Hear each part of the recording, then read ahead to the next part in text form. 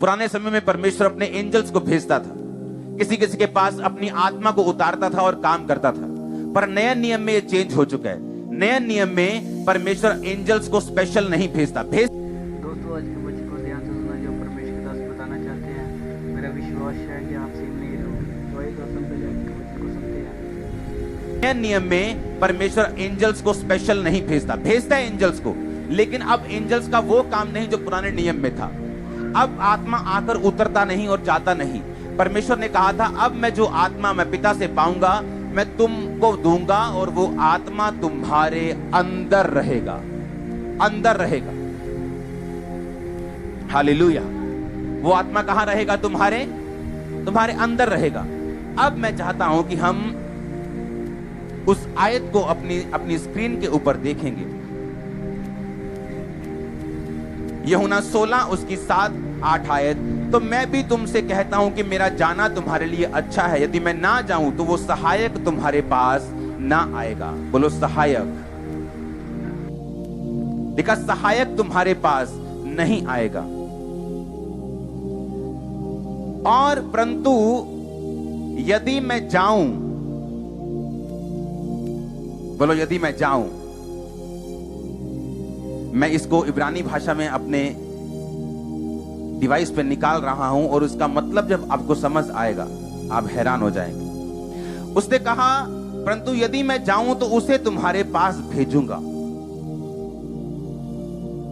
सब बोलो, सहायक तुम्हारे पास नहीं आएगा अगर यीशु मसीह स्वर्ग पर ना जाते तो।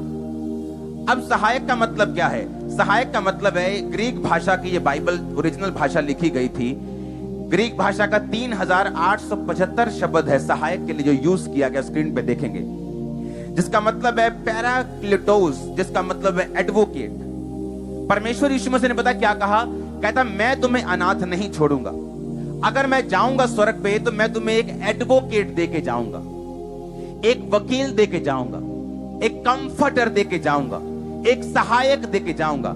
हर एक विश्वासी, चाहे वो नबी के समान सामर्थी हो, चाहे वो ग्रेटेस्ट मैन ऑफ गॉड हो, चाहे वो एक बिलीवर हो, अपनी लाइफ में वो निराशा को किसी ना किसी समय पर जरूर महसूस करता है। लेकिन उस निराशा से बाहर आने के लिए परमेश्वर ने हमें अकेला नहीं छोड़ा। परमेश्वर ने कहा, मैं तुम्हें अनाथ नहीं छोड़ूंगा। क्योंकि जो अनाथ होते हैं, जिनका कोई नहीं होता, वो निराश होते हैं, उनको अपने दिल की बात कहने के लिए कोई नहीं होता। यीशु मसीह ने कहा, अगर तुम्हारे पास माता है, पिता है, भाई है, बहन है, लाखों लोग हैं, अगर पवित्र आत्मा नहीं है तो तुम अनाथ हो। इसलिए परमेश्वर ने कहा था, मैं तुम्हें अनाथ नहीं छोड़ूंगा। यीशु मसीह जानते थे कि तुम चाहे अमीर हो चाहे गरीब हो, चाहे मशहूर हो चाहे तुम्हें कोई नहीं जानता, चाहे तुम रिश्तेदारों से भरे हुए चाहे अकेले हो, तुम्हें पवित्र आत्मा की जरूरत होगी। वो तुम्हारा कंफर्टर होगा। इंग्लिश में कंफर्टर लिखा, हिंदी में सहायक लिखा, लेकिन असली यूनानी भाषा का शब्द है पैराक्लिटोस, जिसका मतलब है वो तुम्हें एडवोकेट देगा। क्यों? आज जिसके पास अच्छा एडवोकेट है वो बड़े बार ऐसा होता है अपने केसों से जीत जाते हैं, जेल जाने से बच जाते हैं, फालतू की चिक से बच जाते हैं। ऐसे इंडिया में एडवोकेट हैं जो एक हियरिंग का, एक बार कोर्ट में अपीयर होने का जाने का 25 लाख फीस लेते हैं, 30 लाख फीस लेते हैं, 1 करोड़ फीस लेते हैं एक बार की। ऐसे एडवोकेट भी हैं क्योंकि उनको संविधान की नॉलेज है, उन पे किया गया भरोसा व्यर्थ नहीं जाता। बड़े बड़े सेलिब्रिटी लोग उन्हीं पे भरोसा रखते हैं। परमेश्वर ने कहा, मैं तुम्हें एक एडवोकेट दूंगा, मैं तुम्हें एक बड़ा वकील दूंगा जो हमेशा तुम्हारे साथ रहेगा। क्या होता है एक मसीह जिंदगी में जब आप मिस्टेक करते हैं? शूटिंग पे मत चल। आप ये Myntra end of reason sale का ऐड कैसे कर सकते हो? Myntra EORS international brand.